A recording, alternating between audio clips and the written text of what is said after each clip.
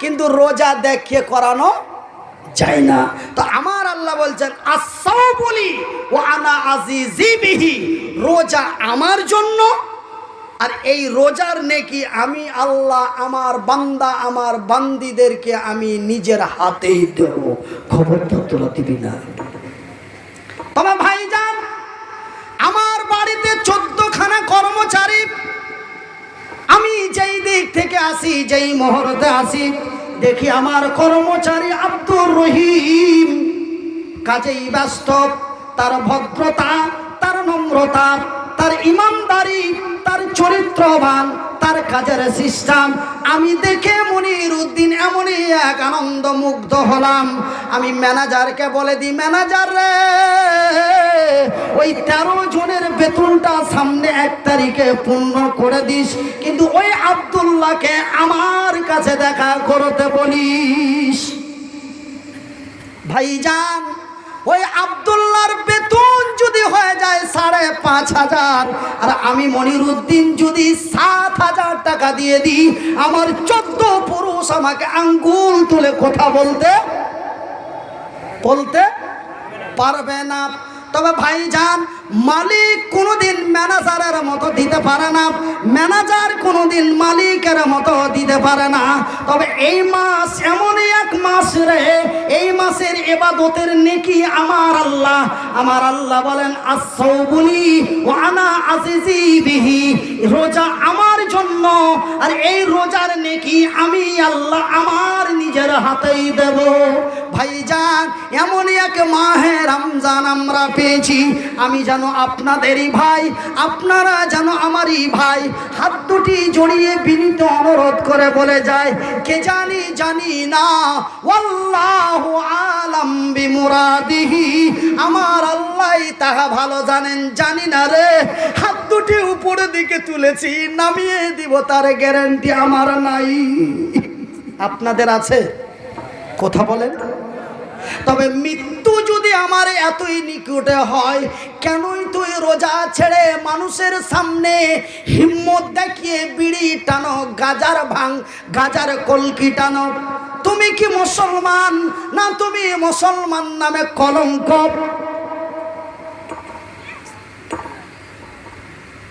ভাইজান, বন্ধুরা আমার শিক্ষক মহাশয় আজ থেকে 25 বছর পূর্বের কথা বলছি। কত বছর? 25 বছর। আমি পরপর 3 দিন পড়া শোনাইতে পারিনি। ওই বইটা খুব হার্ড বই, বইটার নাম হলো মিজান। তো ওটা বইকে মুখস্থ শোনাইতে, ও দেখে পড়া নয়। পরপর 3 দিন বই পড়া শোনাইতে পারিনি। এইবার মৌলভী সাহেব আর রাগ থামতে পারি না, তোর ঠ্যাঙার হাত দেখে তুই এরকম চাংড়া পড়বি না, তুই কী করে পারি বদমাস। মানে ওর মনের মধ্যে মৌলভী সাহেব এরকম রাগ হয়ে গেছে, আর 2-4 দিয়ে একদম ছিলবিলে করে দিয়েছে, বুঝতেছেন? এমন করে মায়ের সঙ্গে ভাই গো লাগতে পারছি না, খালি হাসছে গো, সত্যি ঘটনা। এমন মায়ের মারিছে আর লাগতে পারছি না। মৌলভী সাহেব তখন নিজে থেকে লাইড়ে দিয়ে চোখের জল ফেলে বলে, মনির রে, আজ বুঝবি না বুঝবি কাল। আমাদের মালদার ভাষা কি বলছে? আজ বুঝবি না বুঝবি কাল, লাড়বি চাড়বি পারবি গাল। ব্যাপার খুবই খারাপ। ঠিক কি কথা কইলে রে? সব ছাত্র খালি বড় বড় চোখ করে মৌলভী সাহেবের তাকাইছে। মৌলভী সাহেবরা তাও খাচ্চর কথা কয় দেখি, কিন্তু এটা খাচ্চর কথা নয়, এটা মারাত্মক কথা। এটা কোন কথা? মারাত্মক কথা। মৌলভী সাহেব কি বলছে? আজ বুঝবি না বুঝবি কাল, লাড়বি চাড়বি পারবি গাল। মুনিরকে মেরেছি, মুনির আমার উপরে কত দুঃখ করেছে, তোরাও ভিতর ভিতর আমার উপরে রেগেছিস। লোকটা ছেলেটার হাত নাই পা নাই, কিন্তু মৌলভীর জানে দয়া নাই, এমন করে মারলে। বন্ধুরে, আমার শায়েখ মাওলানা আব্দুল লতিফ কাসমি সাহেব বললেন, মনির উদ্দিন শোন, এই শব্দটির মানে তোদের শিখিয়ে দিচ্ছি ভাইজান বন্ধুরা আমার, আমার আব্বা জানেরা। এক ভাই মাস্টার, এক ভাই ফেলার। ফেলার মানে বারবার, হালুয়া, চাষা।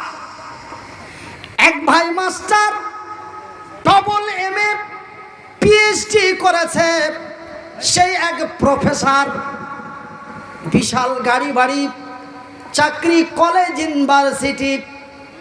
আর ওই তার অন্য একটি ভাই, তাকে বাবা মা অনেক পড়তে বলেছিল, পড়াটা মানুষের অত্যন্ত গুরুত্ব। অনেক কিছু কথা বলার পরে তার কথার গ্রাহ্য করে নাই, অন্যায়ভাবে আল্লাহর জমিনে চলেছে। শেষ পর্যন্ত তার ভবিষ্যৎটা হয়েছে হালুয়া। হালুয়া মানে, হালুয়া মানে কি জি ভাই? হাল ঠেলা, মানে চাষা, হাল বাহা, হালুয়া। এবার ওর ভাইয়ের, ওর মাস্টার ভাইয়ের কাছে, প্রফেসর ভাইয়ের কাছে, তো আমার মতো হালুয়া তো আর দেখা করতে যাবে না, ওই বড় বড় অফিসার, মাস্টার, বিশিষ্ট ব্যক্তিগণ তার সাথে দেখা। আর ও তখন হালের ভুঁই থেকে আসে, আর কাদা টাদা দেখে, লুঙ্গি টুঙ্গি ছেড়ে তার, আমি রহিম মাস্টারের ভাই, এরকম বলে না, বলে না? এই বেইমানি কথা বলছি, খুব খুব লাউ যাও, হ্যাঁ আমি রহিম মাস্টারের ম্যাচ করবো। তার মানে ও বলতেইছে যে এত হাই ফাই লোক, এত দামি গাড়ি নিয়ে এসছে, আর আমি এরকম হয়ে আছি, কথা বলতে জানি না, ভাষা ঠিক নেই। আমি তাকে পরিচয় দিতে বড় লজ্জা পাচ্ছে। তারপরে, হ্যাঁ তুমি আব্দুল্লাহ মাস্টারের ভাই? আচ্ছা আচ্ছা আচ্ছা আচ্ছা, কোনটা বাড়ি ভাই? তাকে সাথে করে নিয়ে গেল, পরিচয় দিচ্ছে। ভাই তখন বলছে, তুমি একটু সরে যাও, আমি এত বড় একজন পিএইচডি প্রফেসর, ভাই আমার অবস্থা একটু খারাপ। মুখটাকে চুচমুচ চুচমুচ করে চলে গেল। আর ওই যে হ্যাঁ এখানটা ভাঙা চারে হিলান দেয়া, খাতার পাত গেলা খালি উল্টেছে, আর কইছে হবে যদি পড়তো তাই আর মতনই হইতো। এইভাবে আমাকে সেই শিক্ষক বুঝে, আজ বুঝবি না বুঝবি কাল, লড়বি চড়বি পারবি গাল। পড়তে জানা না, কিন্তু খালি পাতা উল্টে যার লোক কচলে যায়। মানে ওই ওই অফিসার গেলা যেন ভাবে যে ইও লেখাপড়া কিছু জানে, মাস্টারের ভাইকে আর বেকার হবে। কিন্তু না, ও পড়ে না, ও খালি পাত গেলা উল্টে যাবে, সারা পড় থাকবে, তো এরকমই হয়তো। আজ বুঝবি না বুঝবি কাল, লড়বি চড়বি পারবি গাল। মনিরুদ্দিনকে 12,000, 15,000, 17,000, 20,000 টাকা দিয়ে নিয়ে আসলেন। অনেক রকমের যুক্তি সম্মতি, যুক্তি তর্ক দিয়ে, অনেকগুলি কথা মহব্বত দিয়ে, দিমাগ দিয়ে, ভালোবাসা দিয়ে বলে গেল। আমি শুনলাম, এই দিক দিয়ে বার করে দিলাম, এক দিক দিয়ে। মনিরের কোনো ক্ষতি নাই রে, মনিরের টাকা যেটা কথা ছিল সেটাই বুঝ পেয়ে গেছে। মনির পরিবর্তন হয়ে যাবে, তোর কোনো পরিবর্তন হবে না। সেই দিন বুঝবি, সেই দিন বুঝবি, যেই দিন তোর প্যাদানি চলবে। কোন দিন বুঝবি? যেই দিন প্যাদানি চলবে। এগুলা কমই হয়েছিল। হ্যাঁ, আব্দুল্লাহ বলবি বলেছিল, রহিম বলবি বলেছিল, ওই ছোট বলবিটা যার নাই তাও কম করে বুঝাইছিল। বুঝিনি, যদি বুঝে নিতাম এই প্যাদানি চলতো না। সেই দিন বুঝবি। আমার সোনারা, আমার শিক্ষিত বুদ্ধিজীবীগণ, আমি মনিরুদ্দিন বলছি, এই দিমাগ কতদিন থাকবে রে সোনা? হট করে চলে যাবে, হট করে উড়ে যাবি, পাপ বলার সময় পাবি না। আমি মনিরুদ্দিন লিখিত দিয়ে বলি, এই যে আপনার মোড়গ্রাম পার করে রতনপুর বলে একটা জায়গা, হ্যামস্যাম ছেলে এপার থেকে ওপারে যেতে 10 জায়গায় চলে গেল। বলে এখন তো ইয়ং বয়স, নামাজ হবে, হবে। 26 বছরে বিদায় নিয়ে নিল, 10 টাকা পিছে দিল। তুমি বুড়িয়ে নামাজ পড়বা, বয়স হবে তখন, বয়স হবে তখন রোজা। কে বলেছে বাবা? না বাবা, এই সময় নেকি কামায়ে মৌসুমে বাহার। বয়সটা যখন 10 হয়ে গেল, 10 থেকে নিয়ে 50 পর্যন্ত এই এবাদত, এই বয়সের এবাদত আল্লাহর কাছে যাহা গ্রহণযোগ্য হয়, বয়সটা 55 থেকে 75 পর্যন্ত তাহা হয় না। তবে এই দিকে যদি আমার কাজ ঠিকঠাক থাকে, ওই দিকের এবাদতে আল্লাহ খেয়াল করেন, যা তুই যা পাচ্ছি তা করগা, তোকে দেখবো না। কেন, তুই তো ঠিক সময়টাতে আমাকে ডেকেছিস, এখন পারিস না, তো তোর ওগুলো দেখবো কি? এই সিস্টেমে ওই সিস্টেমকে চালিয়ে দিবে। কিন্তু আমি ইয়ং বয়সটাকে এইভাবে রোজা ছেড়ে আমি রাস্তাতে চায়ের দোকানে ডাইরেক্ট চা খেলাম, আর বয়সটা যখন সাইকের মতো হলো, তখন সবই গেল, হে দাড়ি টাড়ি গেল, চল একটু মসজিদে দিই। আল্লাহ কই, তুই আমাকে বোকা বুঝাইতে শীত? আমি কি খ্যাপার বেটা খ্যাপা? দিনে গেল আলে ডালে, আর রাত্রি আলি ধান শুকাইতে, আর বলছি যে ধানটি আর ভালোভাবে হলো না। শুনে রাখুন, আমি মনিরুদ্দিন বলছি, আমি একটা মারাত্মক কথা বলে দিয়েছি আপনাদের কাছে, যে 10 বছর থেকে নিয়ে 50 বছর পর্যন্ত আল্লাহর ইবাদত বান্দেগি মাবুদের দরবারে যত তাড়াতাড়ি কবুল হয়, 50 থেকে 75 পর্যন্ত তাহা হয় না। তার কারণটা হলো বয়সটি এখন আবার 39 থেকে 40। আমি মনিরুদ্দিন যখন নামাজে দাঁড়াই, উজু যেই কোনো পানি দিয়ে করে দিতে পারি, উজু যেই কোনো পানিতে আমার হয়ে যায়, আমাকে না লাগে ঠান্ডাও সহ্য করতে পারি, গরমও সহ্য করতে পারি। ঠিক উজুটা করার পরে যাই নামাজে দাঁড়িয়ে সুন্দর ভাষা আমার মুখ দিয়ে স্পষ্ট বের হয়, কি আল্লাহু আকবার, আলহামদুলিল্লাহি রাব্বিল আলামিন, আর রহমানির রহিম। শব্দতে কোনো ডিস্টার্ব আছে? কথা বলুন। তবে এর যদি বাংলা মানে বা ব্যাখ্যা করি, তার কোনো ডিস্টার্ব হবে? তবে ভাইজান, 10 বছর থেকে 45-50 পর্যন্ত আমার আওয়াজটা এমন স্পষ্ট হবে, যার আওয়াজ স্পষ্ট, মাখরাজ সহি হলো, তার মানেটাও সঠিক হলো। কিন্তু বন্ধুরে, আমার বয়সটি যখন 55 থেকে 65 হয়ে যাবে, আমার উপরের থাকবে না, নিচের থাকবে না। সেটা কি ভাইজান? উপরেরটা নিচে আসবে, নিচেরটা ভিতরের দিকে যাবে।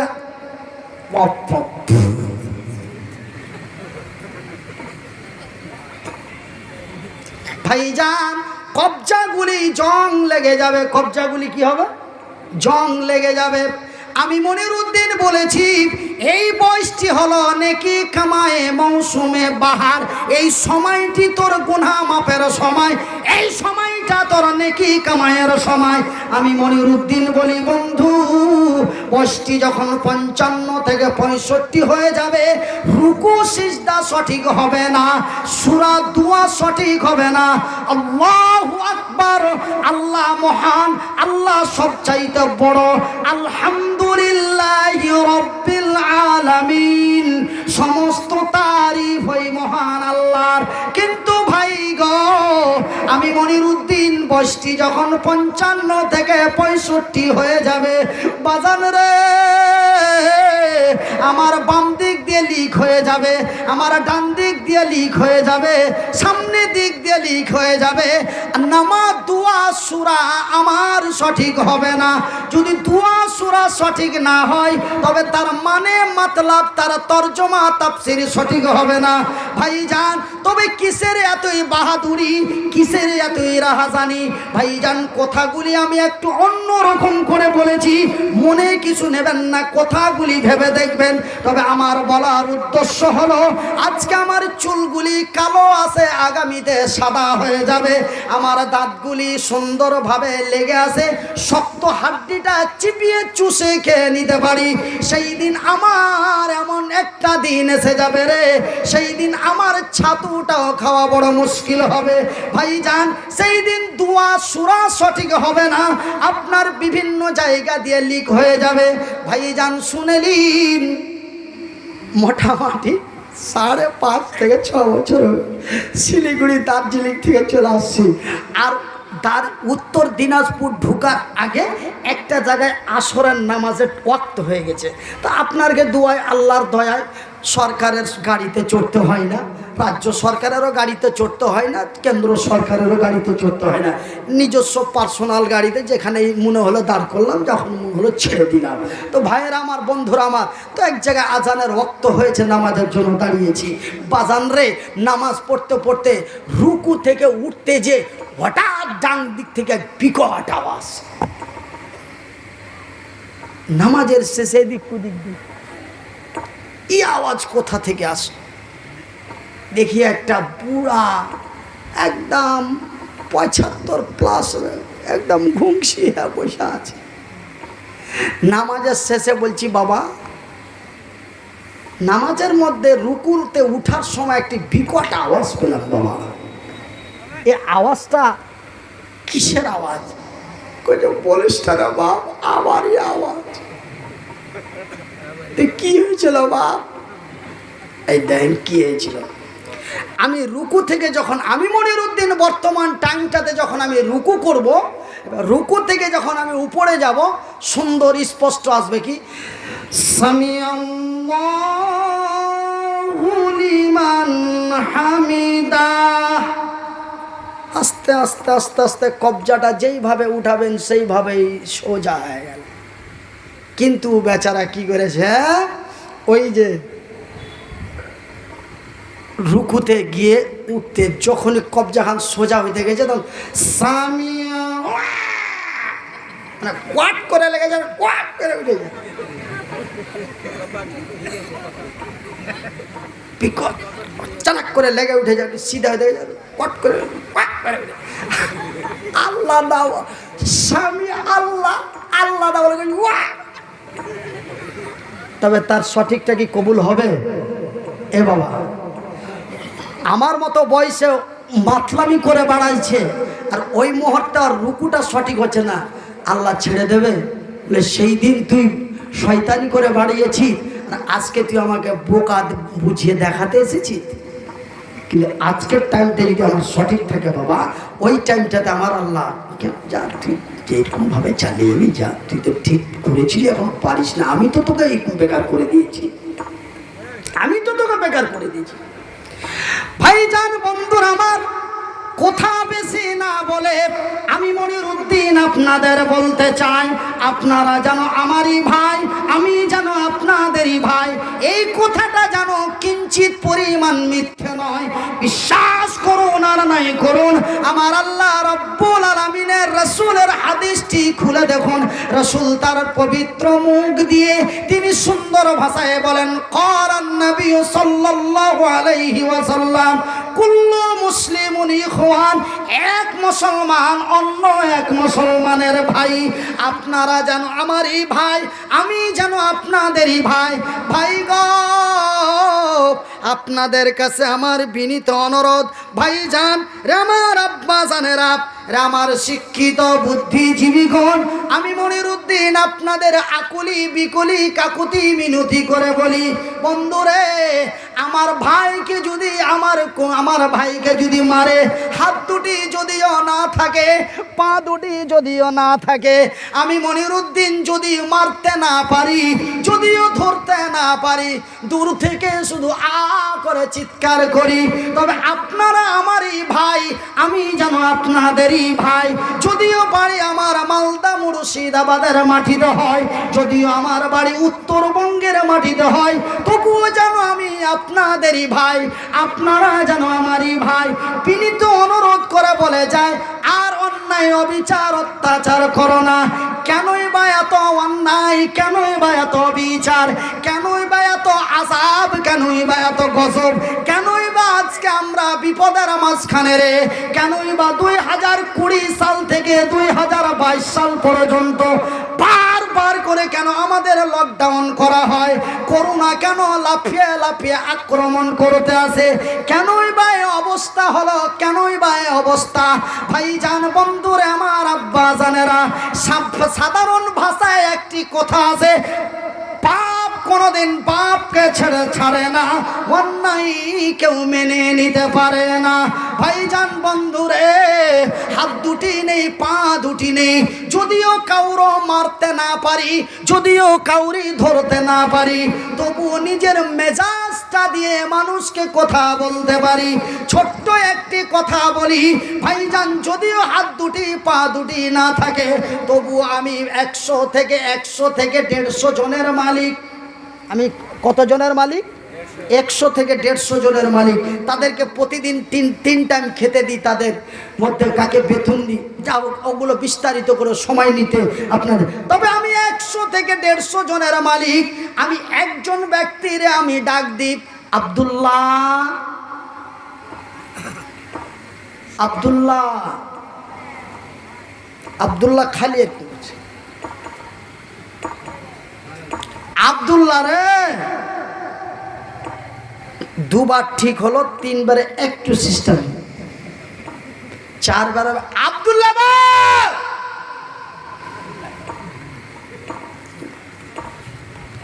আর একবার তো 5 নম্বরের বেলায় যে এবার চাপ্পল খান খুইলে শাট করে দে, ইডিয়েট, তোকে ডাক দিচ্ছি শুনতে পাস না? তবে ভাই জান, এটা আপনার ক্ষমতা, কিন্তু আমার ক্ষমতা তা নয় রে। আমি আব্দুল্লাহকে 1 বার নয়, 2 বার নয়, 3 বার ডাক দিলাম, মেজাজটা অন্য হয়ে গেল, মেজাজটা খারাপ হয়ে গেল। আব্দুর রহিমকে ডেকে বললাম, আব্দুল্লাহকে ডেকে দাও। আব্দুল্লাহকে ডাকা হলো। আব্দুল্লাহ যখন, আব্দুল্লাহকে বলা হলো, আব্দুল্লাহ আমার অফিসের দরওয়াজায় আছে। আমি তার দিকে দেব, এই কি, বেরিয়ে যাও, তোর মতো ছেলের দরকার না। আয় রহিম, আব্দুর রহিম, ওর হিসাবটা করে পাঠিয়ে দাও। ভাইজান, যার হাত দুটি নেই, যার পা দুটি নেই, মাত্র 100 থেকে 150 জনের মালিক, যে কাউরো মারতে পারবে না, যে কাউরো ধরতে পারবে না, তার মেজাজটা যদি এমন হয় রে, তবে এই লোকটিকে যে বানিয়েছে তার মেজাজ কি হতে পারে? ভাষা কি বোঝা যাচ্ছে না শোনা যাচ্ছে? কথা বলে, হাত জোড় করে বলবো, শুনবেন না, শুনে কোনো লাভ নাই। আমার পকেটের কলম দিয়ে লিখে বলছি, শুনে লাভ নাই। বুঝতে হবে কথাগুলি কেনই বলা হয়। ভাইজান বন্ধুরা আমার, সামান্য একটি মনিরুদ্দিন অসহায়, এক অন্যের সাহায্য ছাড়া চলার ক্ষমতা নাই। তার মেজাজটা যদি এমন হয়, তার দেমাগটি যদি এমন হয়, তার ক্ষমতাটা যদি এমনই হয়, তবে এই লোকটিকে যে বানিয়েছে তার মেজাজ ক্ষমতাটা কি হতে পারে? ভাইয়ের আমার, বন্ধুরা আমার, তিনি তো ওহুয়ালা কুল্লি শাইইন কাদির, তিনি তো সার্বভৌমত্বর মালিক। তবে মন ভাইজান, আমি মনিরুদ্দিন 3 বারের বেলায় 4র্থ বারে যদি এই কাজটি করতে পারি, তবে সেই মহান আল্লাহ, যিনি সার্বভৌমত্বর মালিক, যিনি মৌতের মালিক, যিনি হায়াতের মালিক, যিনি ইজ্জতের মালিক, যিনি বেজ্জতের মালিক, যিনি সার্বভৌমত্বর মালিক, তিনি একবার নয় রে, তিনি বারবার বারবার বারবার করে 82 বার, কবার 82 বার ডাক দিয়ে বলছে, রে পৃথিবীর নর নারীরা, রে আমার বান্দা এবং বান্দিরা, তোমরা যদি আমার জমিনে শান্তিময় বিরাজ করতে চাও, তোমরা যদি আমার আযাব, আমার গজব, আমার জলজালা, আমার ঝড় তুফান, তোমরা যদি আমার জমিনে কল্যাণময় পেতে চাও, মৃত্যুর পরে যদি আমার জান্নাতে যেতে চাও, বিসমিল্লাহির রহমানির রহিম, ওয়াকিমুস সালাতা ওয়া আতুজ যাকাতা ওয়া আতিউর রাসূলা লাআল্লাকুম তুরহামুন।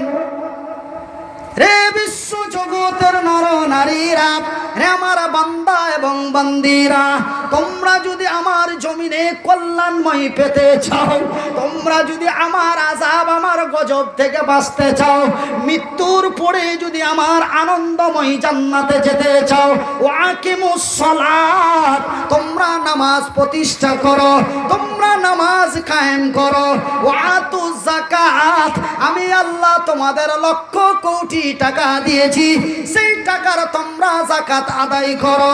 দেখেন, যখনই ওয়াকিমুস সালাত বলা হয়েছে তখন কিন্তু চাপ্পল হাতে করা চালু হয়েছে। না, নামাজের কথা বলে যে কত জ্বালা উঠেরও শোনা জানি না, এমনি ডায়লগ মারা বক্তব্য দাও, কান পাইতে শুনবে, কই মুলবি জমিয়ে দিয়েছে, কই মুলবি জমিয়ে দিয়েছে। আর যখনই নামাজের আলোচনাতে ইশারা টান চলে যাবে তখন চাপ্পল হাতে স্টার্ট হয়ে যাবে, চহে বাড়ি চয়, এগুলা ওয়াজি রোজি হয়েছে। আচ্ছা আচ্ছা, বেশ চাপে যাচ্ছি, মাশাআল্লাহ, জাযাকাল্লাহ খাইরান। আমার ভাই, আমার বন্ধুরা, আমার আব্বা জানেরা, আমার শিক্ষিত বুদ্ধিজীবীগণ, তবে ওয়াকিমুস সালাত এই শব্দটি আমার আল্লাহ তার পবিত্র কোরআনে 82 বার ব্যবহার করেছেন। যেখানেই বলেছেন সালাতের কথা, সেখানেই বলেছেন যাকাতের কথা, যেখানেই বলেছেন সালাতের কথা, সেখানেই বলেছেন যাকাতের কথা।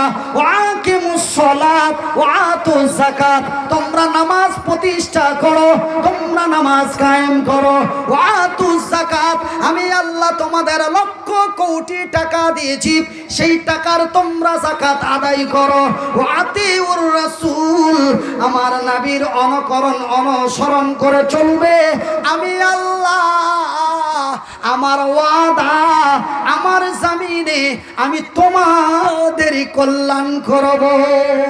ভাইজান, বন্ধুরে, আমি মনিরউদ্দিন 4 বারের বেলায় যদি বরখাস্ত করে দিই, তবে তিনি 82 বার বলার পরে যদি মালিকের কথার ব্যতিক্রম হয়, মালিক কি তার জমিনে আল্লাহ, মালিক কি তার আযাব, তার গজব, তার জলজলা দিতে পারে না? ভাইজান, অন্যায় কোনোদিন মেনে নেওয়া যায় না, পাপ কোনোদিন বাপকে ছাড়ে না।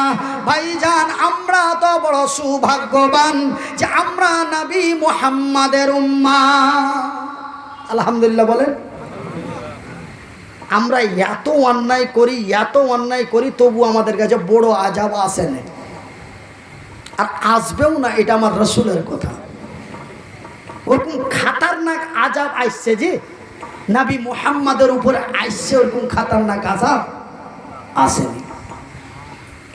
কিন্তু নবী মুহাম্মদ বলুন সাল্লাল্লাহু আলাইহি ওয়াসাল্লাম, তিনার পর থেকে নিয়ে হযরতে আদম আলাইহিস সালাতু সালাম পর্যন্ত যতগুলি নবী এসেছেন, প্রায় নবীর উম্মতের উপরে এমন খাতারনাক আযাব এসেছে যে কোন নবীর উম্মতকে উটের আওয়াজে একদম মাটির নিচে কবরে ভরে দিয়েছে। একটাই অন্যায় ছিল, তাদের কি বেঈমানি করেছিল, কথা দিয়ে কথা রাখেনি। এটা কেমন কথা?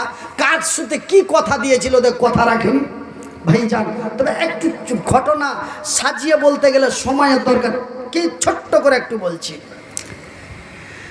ভাইজান, প্রত্যেকটি নবীগণ অন্যায় থেকে ন্যায়ের দিকে ডাক দিয়েছেন।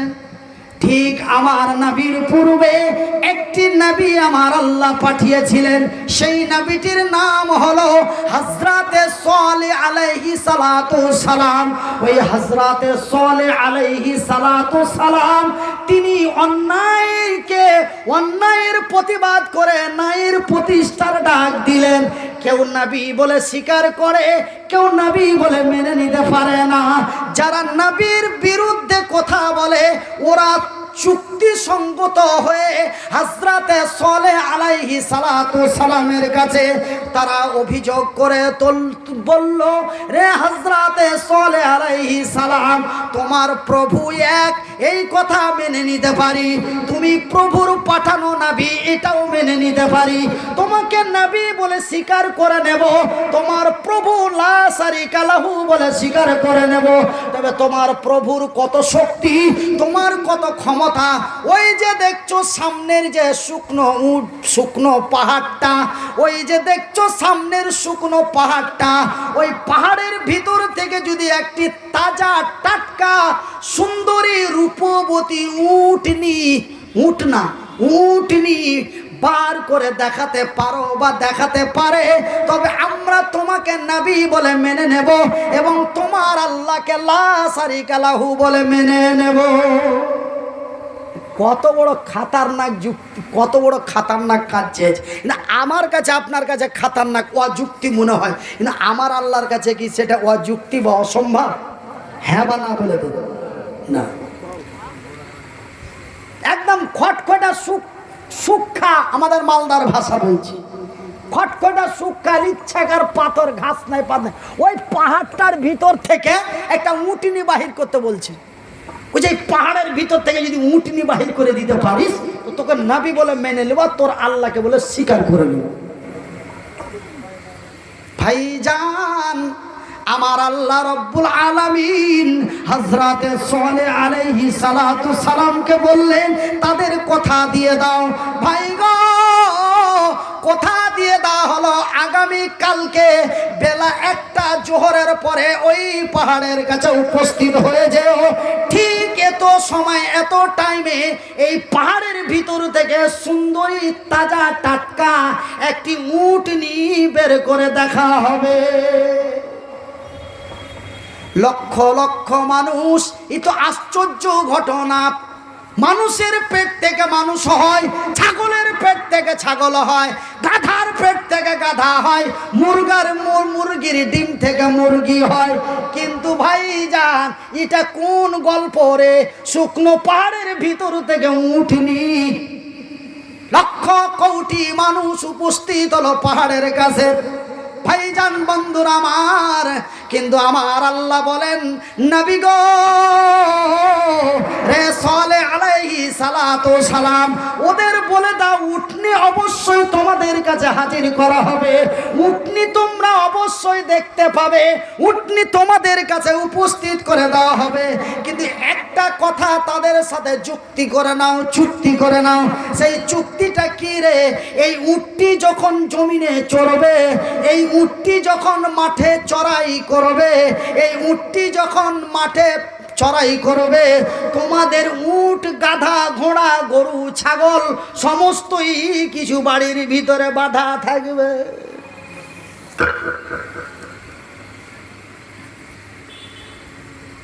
এরা বলছে কি কোনো এটা কোনো হইতে পারে? সুখা পাহাড় থেকে উট বার হইবে, সব বেঁধে রাখবো।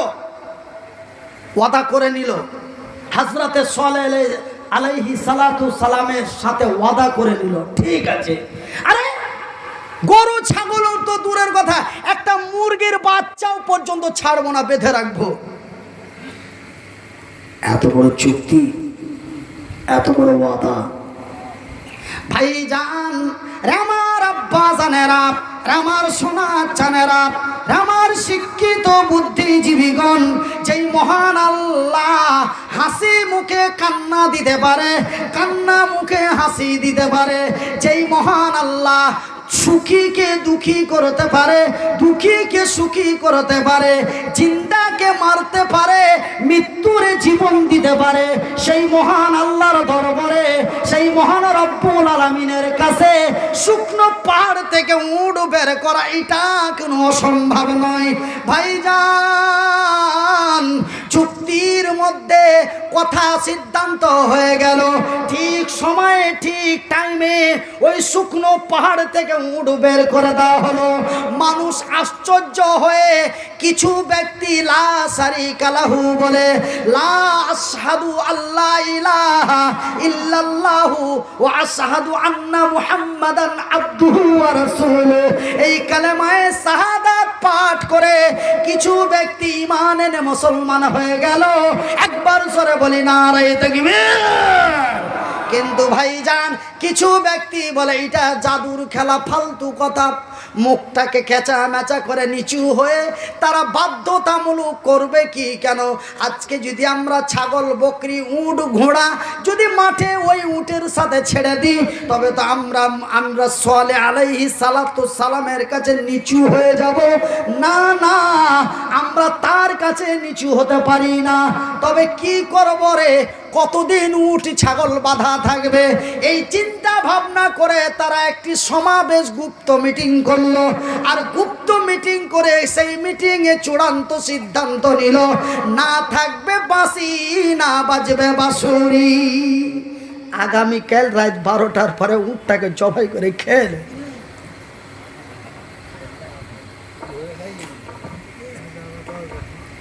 কি উটটাকে জবাই করে খেয়ে নাও, না থাকবে বাঁশি, না বাজবে বাঁশুরি। এই সিদ্ধান্ত চূড়ান্ত নিয়ে নিল। ভাইজান বন্ধুরে, ওয়াদা কভি না করনা, শোনা হ্যায় ভাই? ওয়াদা কভি না করনা, ওয়াদা কিয়া তো নিভানা পড়েগা। ওয়াদা করিও না, ওয়াদা করিও না, খবরদার ওয়াদা করিও না। ওয়াদা যদি করো রে, নিভানা পড়েগা। যদি না নিভাও তবে তার বক্তব্যটা অন্যদিকে চলে যাবে। যারা অন্যায়ের প্রতিবাদ করে, ন্যায়ের প্রতিষ্ঠিত করতে যে যারা শহীদ হয়ে মারা যায়, ওরা বিনা হিসাবে আল্লাহর জান্নাতি। যারা কথা দিয়ে কথা রাখে না, সকালে বলে একটা কথা, বৈকালে বলে আর একটা কথা। যারা কথা দিয়ে কথা রাখে না, সকালবেলায় রুবেলের লোক, সন্ধ্যাবেলায় করিমের লোক, এদেরকে বলা হয়েছে মুনাফিক। আর মুনাফিক বিনা হিসাবে আল্লাহর জাহান্নাম। ই বিনা হিসাবে আল্লাহর জান্নাত, আর ও বিনা হিসাবে আল্লাহর জাহান্নাম। ওকে প্রশ্নই হবে না, চলে যা, ফেলাই কি লিয়া লড়াচড়া করছি, ফেলে। আর ওকে বলবে ভরে, একে বলে জাহান্নামে ফেলে, আর ওকে বলে জান্নাতে ভরে আয়। ভাইজান, আমার আব্বাজান সোনারা, আমার শিক্ষিত বুদ্ধিজীবীগণ, এইবার উটকে জবাই করে খাওয়ার জন্য ভাইজান, আল্লাহু আকবার, হ্যাঁ মাশাআল্লাহ, কি আছে থামেন, বাপ মায়ের নাম দোয়া করতে বলেছে। বাপ মার লেগে, বাপ মা আছে না চলে গেছে, এক কাজের কাজই হয়েছে সমাজে। মাশাআল্লাহ, আলহামদুলিল্লাহ। এই দানকারী ব্যক্তিটা খুব রাখবে কিন্তু মনে মনে, মৌলভী সাহেবের দোয়া নেওয়ার লেগে কত সুন্দর করে লাখের ফুল আর 200 টাকা দিয়ে পাঠিয়ে দিতে গেছে, যা গেছে ভালোই গেছে, চোর ঝামেলাতে চলে গেছে। দুঃখ করিও না বাবা, আমার সোনার চান মায়েরা, আমার বোনেরা, আমার খালারা, শুনে রাখুন, আমি মনিরুদ্দিন আপনাদের বলি, ভাইজান, আমরা একজন ব্যক্তিকে মারতে গেলে হয়তো একজন ব্যক্তিকে একজনই মেরে দিতে পারবো, তারপরেও আমরা বিভিন্ন যন্ত্রপাতি নিয়ে, মেশিন নিয়ে 50-60 জন একযুক্তি হয়ে তাকে মারার চেষ্টা করি, কিন্তু দেখা গেল যে কি লোকটাকে একজনকে মেরে দিতে পারবে। তো ভাইজান, আমার আল্লাহ রাব্বুল আলামিনকে মারার জন্য তেমন কিছু বস্তু লাগে না, কিভাবে তাদেরকে ধ্বংস করে দিচ্ছে। উটটিকে যখন জবাই করে খেয়ে নেওয়ার চূড়ান্ত সিদ্ধান্ত হয়ে গেল, আগামী রাত 12টার পরে এই উটটিকে জবাই করে খেয়ে নেওয়া হবে। বন্ধুরা, রাত 12টার পরে গভীর রাত্রে যখন উটটিকে জবাই করার জন্য প্রস্তুতি নিয়ে উটের হুলকুমে ছুরি দিতে যাই, ওই মুহূর্তে উট এমন একটি বিকট আওয়াজ করলো। সেই বিকট আওয়াজে হযরতে সালেহ আলাইহিস সালাতু সালামের লক্ষ উম্মতেরা জমিনের উপর থেকে জমিনের নিচে চলে গেল। উটের আওয়াজ দিয়ে তাদের ধ্বংস করে দিয়েছে। অন্যায়টা কি ছিল? কথা দিয়ে কথা রাখেনি, বেঈমানি করেছিল, এটাই অন্যায়। আর আমাদের কত অন্যায়, মদ, সুদ, জেনা, ব্যভিচার, নির্যাতন, ধর্ষণ, গুনতে যে আমি একদিন খুব খেয়াল করে গুনেছিলাম, নবী মুহাম্মাদের উম্মতেরা 17টা অন্যায়ে বর্তমান লিপ্ত। কয়টা অন্যায়? 17টা অন্যায়। তাও তো কত সুন্দর হয়ে যে কয়ে 2019 থেকে 20 থেকে করোনা এলো, একদিনও মাস্ক লাগালাম না, কিছু তো হয়নি। ভ্যাকসিন নিয়ে ঝুমলি সাহেব না নিলে জাহাজে চড়তে দিছিল না, তার লেগে বাধ্য দুটা নিয়েছি। এটাও এক আল্লাহর আযাব, বিনা অসুখে ইনজেকশন। এই কম বড় আযাব।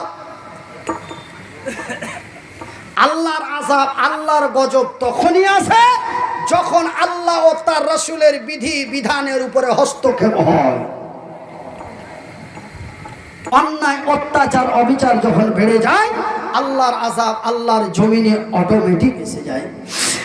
আমার ভাইরা, আমার আব্বা জানেরা, আমার পর্দা নাসিন মায়েরা, আপনারা যেন আমারই ভাই, আমি যেন আপনাদেরই ভাই। অনায় বিনয় করে এই রমজান